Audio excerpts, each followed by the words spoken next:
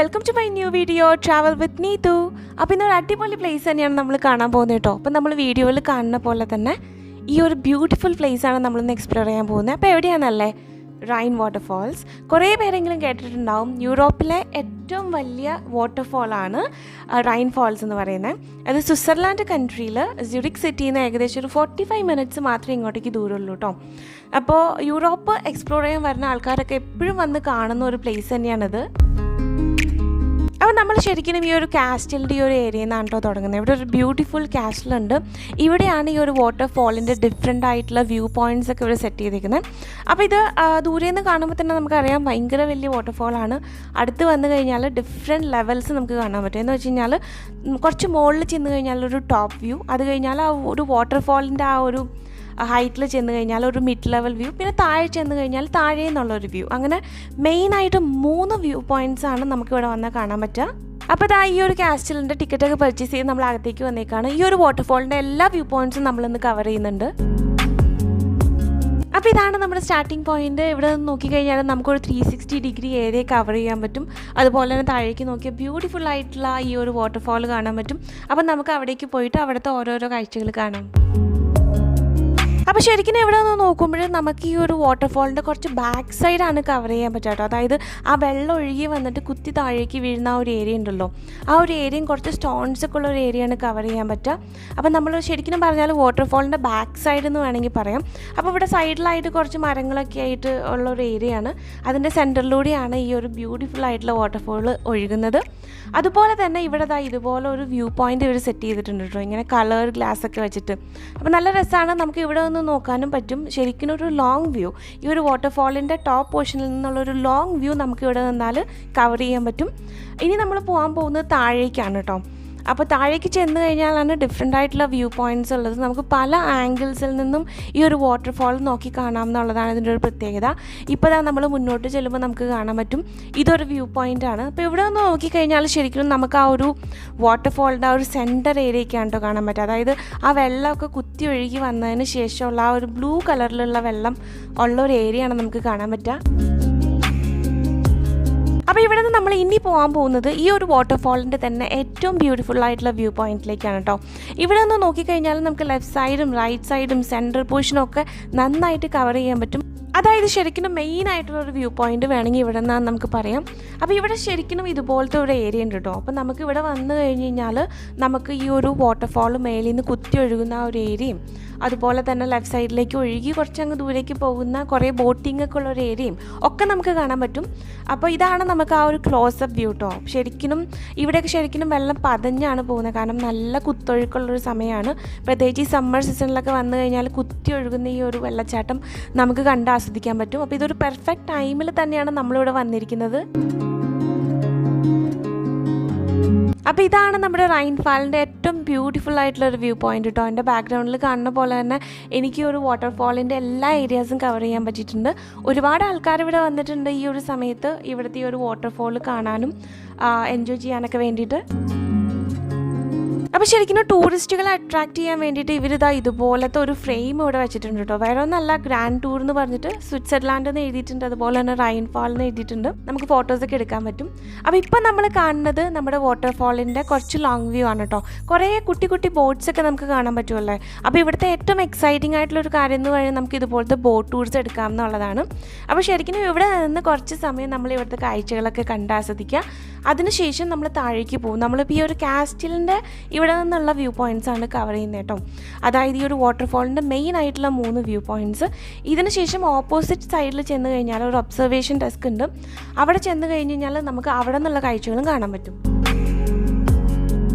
അപ്പോൾ ഇനി ഇവിടുന്ന് നമ്മൾ പോകാൻ പോകുന്നത് അടുത്ത വ്യൂ പോയിന്റിലേക്കാണ് കേട്ടോ. അപ്പോൾ നമ്മളിനി താഴേക്ക് ഇറങ്ങിയാണ് പോകുന്നത്.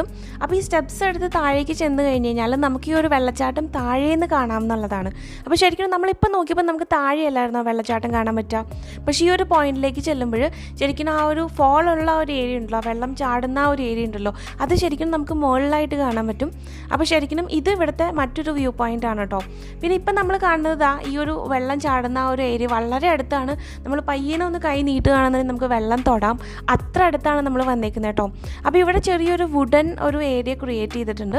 അപ്പോൾ ഇവിടെ വന്നു കഴിഞ്ഞ് കഴിഞ്ഞാൽ നമുക്ക് ഈ വെള്ളം കുത്തി ഒഴുകുന്ന ആ ഒരു ഏരിയ ഉണ്ടല്ലോ, അത് വളരെ ഒരു ക്ലോസപ്പ് വ്യൂ കിട്ടും എന്നുള്ളതാണ്. അതുപോലെ തന്നെ ഭയങ്കരമായിട്ട് ഇങ്ങനെ പതഞ്ഞ് വീഴുന്നതുകൊണ്ട് തന്നെ വെള്ളം ശരിക്കും നമ്മുടെ മേത്തേക്ക് തെറിക്കുന്നുണ്ട്. നല്ല തണുപ്പാണ് കേട്ടോ ഇവിടെ വന്ന് നിന്ന് കഴിഞ്ഞാൽ.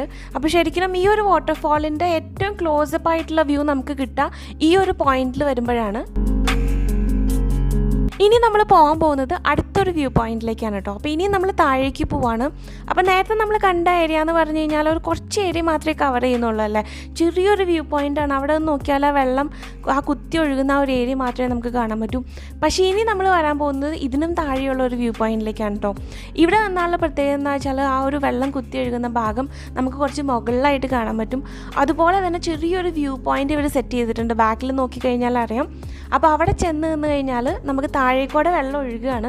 അപ്പോൾ ശരിക്കും ഈ ഒരു വാട്ടർഫാളിൻ്റെ അടുത്തുനിന്നുള്ളൊരു വ്യൂ നമുക്ക് കാണാൻ പറ്റും. അത് മാത്രമല്ല ഒരു 360 ഡിഗ്രി ഏരിയ നമുക്ക് കവർ ചെയ്യാൻ പറ്റും എന്നുള്ളതാണ്.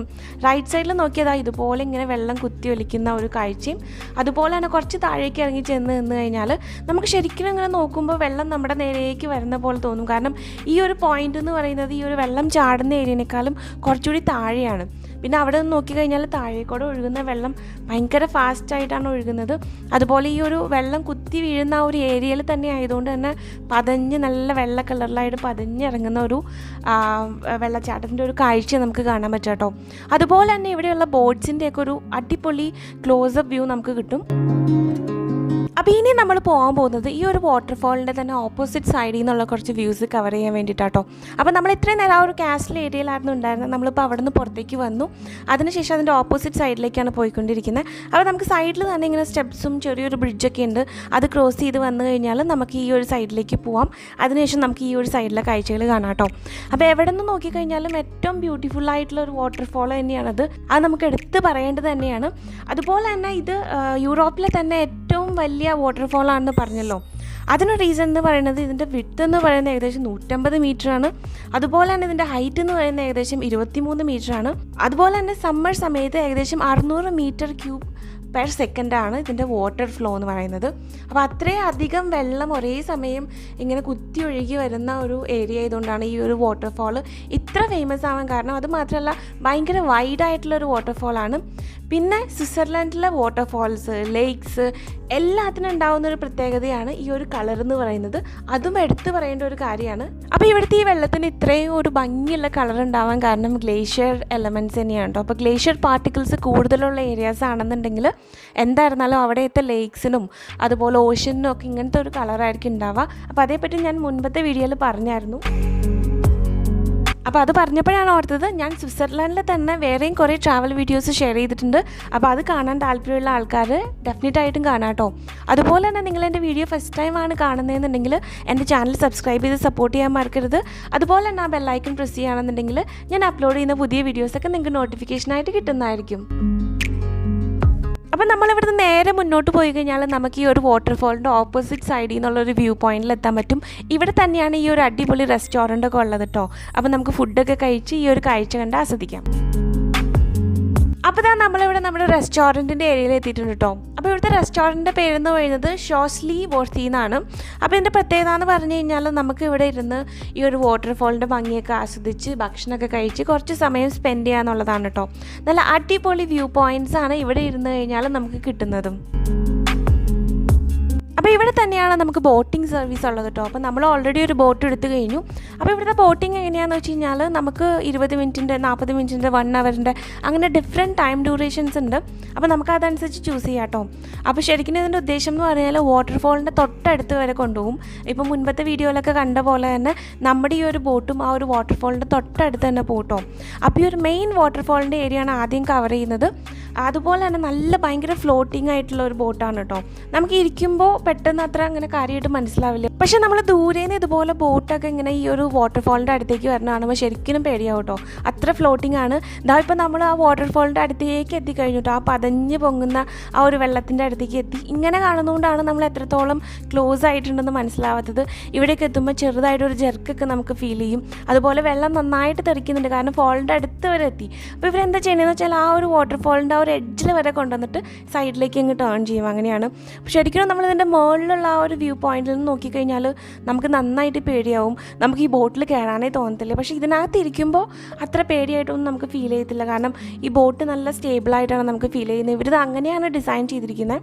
അപ്പോൾ എന്താ ചെയ്യാന്ന് വെച്ച് കഴിഞ്ഞാൽ ഒരു റൈഡിൽ തന്നെ 2-3 തവണ നമുക്ക് ഇതിൻ്റെ അടുത്ത് പോകാൻ പറ്റും. അപ്പോൾ നമ്മളിപ്പോൾ ആ ഒരു വാട്ടർഫാളിൻ്റെ ഏരിയയിൽ നിന്ന് കുറച്ചിങ്ങ് നീങ്ങി പോന്നിട്ടുണ്ട് കേട്ടോ. അപ്പോൾ നമുക്ക് ഏകദേശം ഒരു ½ ആൻ അവർ ഈ ഒരു ഏരിയയിൽ തന്നെ കറങ്ങാൻ പറ്റും. അതിൻ്റെ ഇടയിൽ ഒരു 2, 3, 4 തവണയൊക്കെ നമുക്ക് ആ ഒരു വാട്ടർഫാളിൻ്റെ അടുത്ത് പോകാൻ പറ്റും കേട്ടോ. അപ്പോൾ അതാണ് ശരിക്കും ഒരു എക്സൈറ്റിംഗ് ആയിട്ടുള്ള ഒരു മൊമെൻ്റ് എന്ന് പറയുന്നത്. ഇനി എന്താ ചെയ്യണമെന്ന് വെച്ച് കഴിഞ്ഞാൽ അതിൻ്റെ അടുത്ത് തന്നെ ആയിട്ട് ചെറിയൊരു ഫോൾ ഇങ്ങനെയുണ്ട്. നമ്മൾ നേരത്തെ കണ്ടതൊക്കെ അത്ര വിട്ടുള്ള ആ ഒരു വാട്ടർഫാൾ ഏരിയ ആയിരുന്നു അല്ലേ. അതിനുശേഷം ഇപ്പോൾ സൈഡിലൂടെ ഇറങ്ങി വന്നപ്പോൾ നമ്മൾ കണ്ടത് ഈ ഒരു വാട്ടർഫാൾ ഏരിയയാണ്. അത് ഇത്തിരി ചെറുതാണ് കേട്ടോ കമ്പാരിറ്റീവ്ലി.